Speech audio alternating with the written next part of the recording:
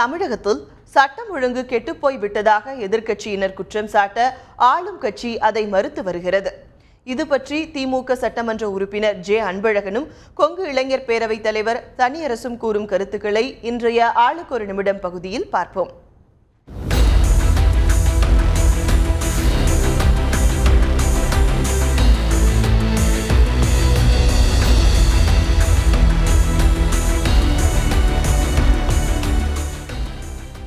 இந்தியாவிலேயே உத்தரப்பிரதேசத்துக்கு பிறகு தமிழ்நாட்டில் தான் 2வது இடமாக சட்டம் ஒழுங்கு மோசமான நிலையில் உள்ளது.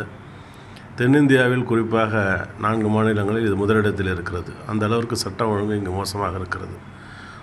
கொள்ளைகள் என்பது சாதாரணமாக நடைபெற்று கொண்டிருக்கிறது. உதாரணத்திற்கு மருத்துவமனையிலே போய் தங்குகிறவரை கூட வெட்டி கொள்கிற ஒரு நிகழ்ச்சி நடைபெற்று கொண்டிருக்கிறது. அதே போல் பேங்க்கில் பணம் போடுகிற வங்கியிலே கூட கொள்ளை முயற்சி நடைபெறுகிறது. அந்த கொள்ளையர்களை துப்பாக்கியால் சுட்டு பிடிக்கிற காவல்துறை இருக்கிறார்கள். அந்த அளவுக்கு மோசம். ரயிலிலே சென்றால் கூட ரயிலிலே குண்டுவெடிப்பு நடைபெறுகிறது. அந்த குண்டுவெடிப்பை கண்டுபிடிக்க முடியாமல் காவல்துறையினர் கைது செய்திருக்கிறார்கள்.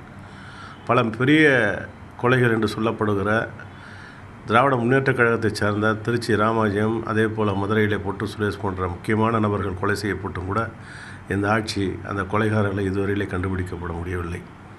குறிப்பாக சொல்ல வேண்டாம், மணல் கொள்ளைகள் ஏராளமாக நடக்கிறது. அதை தடுக்க சென்ற காவலர் படுகொலை செய்யப்பட்டிருக்கிறார்.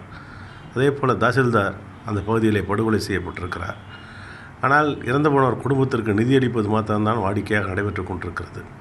ஆக தமிழ்நாட்டில் சட்டம் ஒழுங்கு என்பது கேலிக்குரிய ஒன்றாக, மக்கள் அதை பார்த்து நகைவுக்கு உள்ளாக வரக்கூடிய ஒரு செய்தியாக இருக்கிறது. இந்தியாவிலேயே தமிழ்நாட்டில்தான் சட்டம் ஒழுங்கு மிக சீராக அமைதியாக இருக்கிறது. குற்றவாளிகள் முழுமையாக இரும்பு கரம் கொண்டு அடக்கப்பட்டிருக்கிறார்கள்.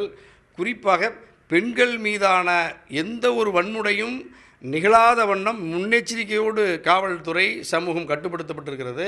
அதுபோன்று சாதிய கலவரமோ மத கலவரமோ அரசியல் கலவரங்களோ இதுவரை தமிழ்நாட்டில் நடக்காமலும் நடக்க எத்தனித்த பொழுதும் அது இரும்பு கரம் கொண்டு அடக்கப்பட்டிருக்கிறது என்பதுதான் உண்மை. சாதாரண கடைநிலை மனிதனிலிருந்து உயர்ந்த வகுப்பினர் வரை பாகுபாடில்லாமல் ஒட்டுமொத்த மக்களும் எல்லா வகையான வளங்களை பெற்று அமைதியோடு நல்வாழ்வு வாழ்வதற்கான சூழல் தமிழ்நாட்டில் இருக்கிறது என்றால் அதற்கு சட்டம் ஒழுங்கு 100 விழுக்காடு கட்டுப்படுத்தப்பட்டிருக்கிறது என்பதுதான் புரட்சித் தலைவி அம்மா அவர்களுடைய இந்த நல்லாட்சியினுடைய சாதனைகளில் மிக முக்கியமான சாதனையாக இருக்கிறது.